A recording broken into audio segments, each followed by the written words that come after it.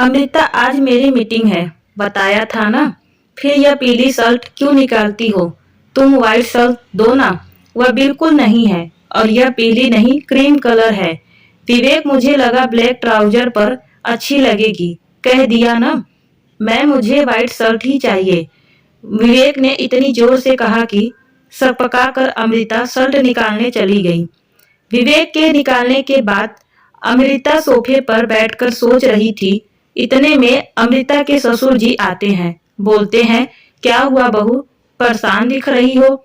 ससुर जी ने पूछा, पापा जी, आपको लगता है विवेक दिन पर दिन चिड़चिड़ा होते जा रहे हैं, जबकि ऐसा स्वभाव तो कभी नहीं था उनका। हाँ बहू, मैं भी देख रहा हूँ, आजकल कुछ ज्यादा ही हर बात पर जिद रहती है उसकी।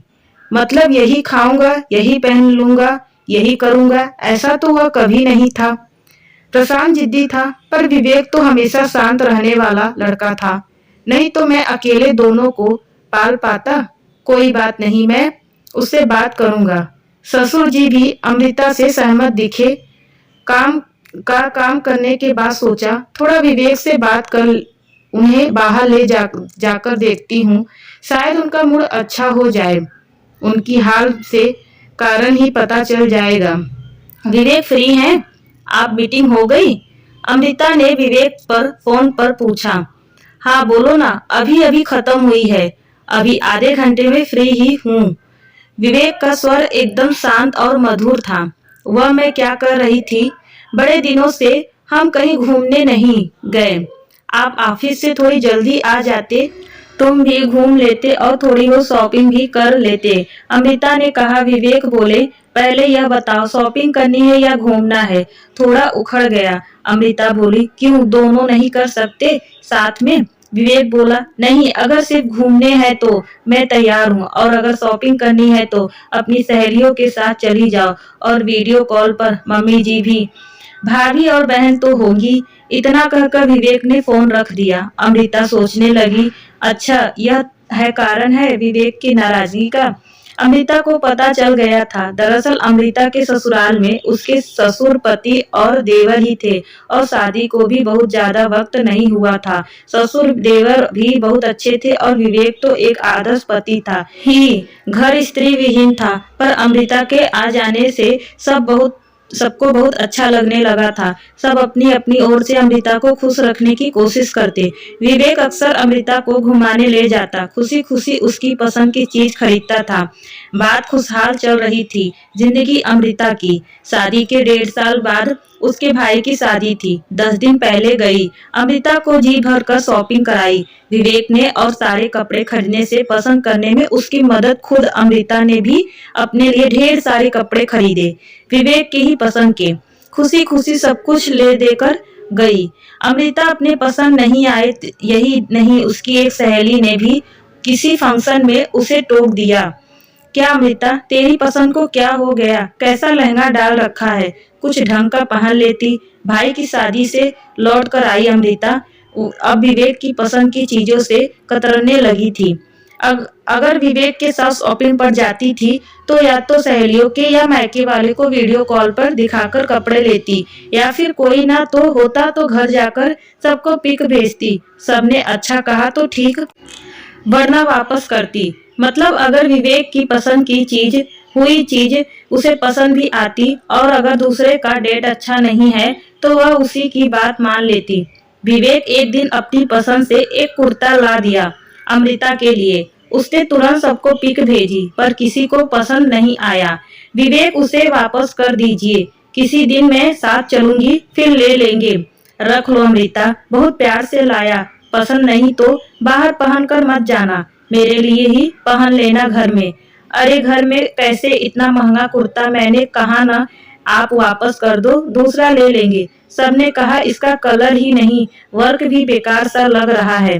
दूसरे दिन मन मारकर विवेक ने उस कुर्ते को वापस कर दिया। ऐसे एक बार विवेक ऑफिशियल टूर से लौटा। एक बहुत अच्छी साड़ी लाया था अमृता के लिए। उसको कलर बहुत पसंद आया, पर उसका वही कलर अमृता के घर में किसी को पसंद नहीं आया। अब इतनी दूर से आई साड़ी वापस तो नहीं होती, तो उसे अलमारी के एक कोने में डाल दिया। अमृता ने शुरू में विवेक ने बहुत अनुरोध किया उस साड़ी को पहनने के लिए, पर अब कहना छोड़ दिया था। यही नहीं, अब वह उसके साथ शॉपिंग पर भी नहीं जाता था। अमृता को भी इससे ज्यादा दिक्कत नहीं थी, क्योंकि ऐसे भी विवेक की पसंद का तो कुछ लेना भी नहीं होता था।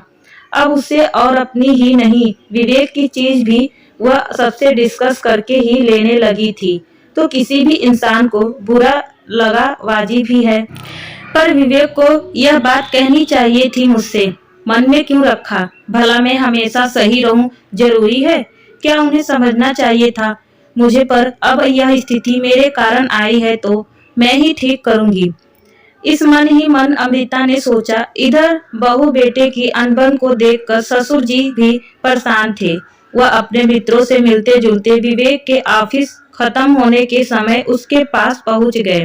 इधर आया था तो लेट हो गया, सोचा तुम्हारे साथ ही निकल लूं, ससुर जी ने बेटे से कहा और उसके साथ बोले, विवेक बेटा, आजकल तुम्हारे और बहू के बीच मुझे कुछ ठीक नहीं लग रहा। मैं नहीं जानता कि कारण क्या है और गलत कौन है, सही का, पर मैं तुम्हारे दृष्टिकोण से ही बात करता। हो सकता है अमृता की कोई आदत तुम्हें पसंद ना हो, पर कभी उसके पहलू से भी सोच कर देखो ना। घर में हम 3 पुरुष ही हैं और वह अपनी माँ बहनों के साथ रही हो सकता है उसे वह गलती उसकी असरता से हो रही हो, या फिर उसे पता भी ना हो कि वह गलत है। सास बहू का संबंध चाहे जैसा हो, पर जाने अनजाने 2 संस्कारों के बीच का सम्मान जिससे स्थापित करने में एक पल का काम करता है, क्योंकि एक स्त्री ही स्त्री को मन को अच्छी तरह से समझ सकती है, चाहे वह माने या न माने। वह तो अपने घर में हम नहीं दे सकते, उसे तो हम सबको समझना भी होगा और समझना भी होगा। इस तरह से कहा सोचा था। अब तक मैंने पापा, और शायद गलती मेरी हो, अपनी पसंद किसी पर ठोका और नहीं मानने पर नाराज होना तो गलत है ना, पर मुझे लगता था कि वह अपनी सहेलियों और घर वालों की पसंद को अपना सकती है तो मेरी भी पसंद को की।